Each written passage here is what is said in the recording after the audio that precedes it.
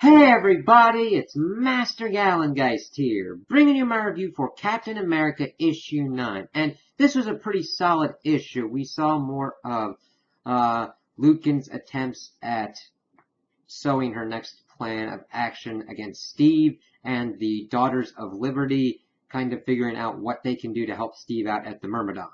So this issue starts out, we see that Ms. Lucan is talking with the head of the Facts Channel News organization, and pretty much strong-arming the dude into investigating more of the ties between Steve and Hydra Cap, pretty much trying to use that to take Steve down even more. So it's like, okay, that's a interesting take. I was wondering what they were going to be doing with the Hydra Commander Steve and what that was going into effect, but I kind of had an idea that this would be kind of a potential route. So then we see that Misty's kind of waiting at a club in New York, and then Sharon pops in, and they go and they talk with more of the Daughters of Liberty, pretty much hashing out their action plan. But even though they're in there, we see that the Dryad is the one that's mainly being the leader of this kind of plan of action, because we get some information that from Sue Reed that she's got someone on the inside that could potentially be of help to them that's turned, because they're like, okay, Tony had hacked into there and seen what was going on, and knows that it's kind of hard to find any blind spots in there. And of course they went, well, yeah, the only one in there that we can really trust is Steve, but we do have an asset that's flipped. They're like, okay, how do we get to him? Rolling brownouts, because you know what, all that stuff in there, it all takes juice. You chip one thing and it could potentially start a cascading kind of effect. It is a good plan. I mean, granted, there could be subsystems and backups, but if you can overload one of them and get enough that one of the systems is blind, that makes it a lot easier to get someone on the inside and deal with them. They then turn their attention to the foreigner, who is the one that took out Thaddeus Ross, and they're like, okay, this is the information we got. He runs this kind of club, the 1400 Club, and they're just like guns for hire. They gave Spider-Man a little bit of trouble, and then of course the Dryad's like, well, let me on him, and I'll show him that I'm no Spider-Man. So it's like, oh geez. We shift over and we see that Steve is dealing with what's going on inside the prison, and then sees that the news is, of course, being spun that there's an investigation into the ties between Steve Rogers and Hydra Cap and everything like that, and that just cements everybody in there saying that, oh yeah, the Wrecking Crew that's not been taken out is pretty much like, oh yeah, he's Hydra Cap. We all know it now.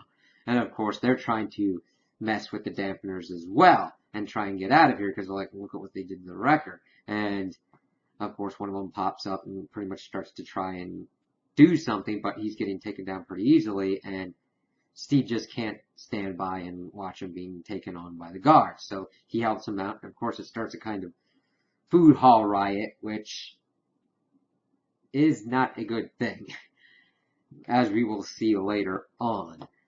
So, of course, he's talking about why he was doing this, if he was desperate or hopeless or whatnot. But he's like, no, it's just his usual kind of thing. And then, of course, Sharon was building her own kind of army and beating their own kind of leads. And we see the Dryad going after one of the foreigner's associates. And she blows up one of the places that the dude is coming out of, and pretty much is like, you better tell the foreigner that by the time I'm done with him, he'll be begging for the law. It's like, damn, I want to know more about this character and everything. It's like, this is pretty cool. And Steve was even referring to it as like the last hope that they really got out there. I'm like, damn, it's a lot of trust and everything into her. It's like, okay, that's a pretty big thing. Steve Rogers' seal of approval, like, yeah.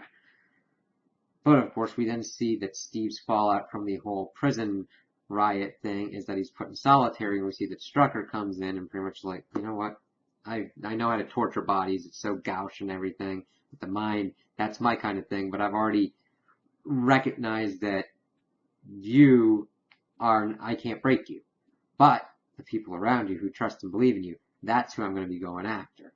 And then he walks out of the room, and we see that people are seeing everything that was going on in the prison. Of course, it is being manipulated into the narrative that that Steve is Hydra Cap and that he is helping out his former army because it's made up of mainly all the entire people that were part of Hydra's forces during the Secret Empire thing. It's like,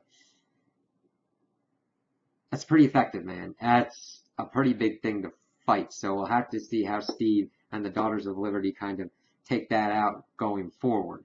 And granted, we've seen that the War of the Realms is starting off. I don't know exactly how the timeline affects, like, when this is, if War of the Realms is, like, after this, before this.